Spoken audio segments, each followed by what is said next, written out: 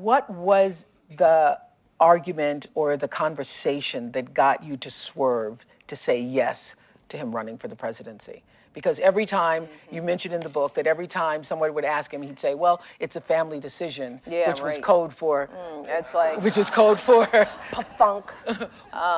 code for, if Michelle says I can, I can. Yeah, which imagine having that burden. But what ultimately, every time he would run for something, and I talk about that question that would come, could he, should he, would he, that was, that happened when he wanted to run for state senate, and then he wanted to run for Congress, and then he was running for the US Senate.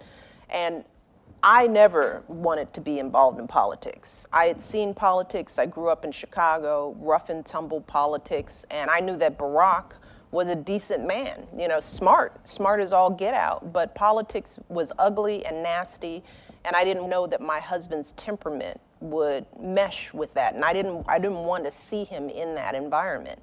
But then on the flip side, you see the world and the challenges that the world is facing. By then I had started working in public service. I had worked in the city. I saw the inequalities. I saw the challenges. The longer you live and read the paper and live in the world, you know that the problems are big and complicated. And I thought, well, what person do I know who has the gifts that this man has? The gifts of decency first and foremost, of empathy second, of high intellectual ability.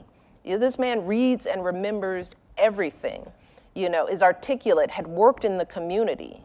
How do you say no to that? So I had to take off my wife hat and put on my citizen hat, as I've said, and say, how can I stand in the way if I know that this man could do good? Because the choice for him not to do it would help me and my girls.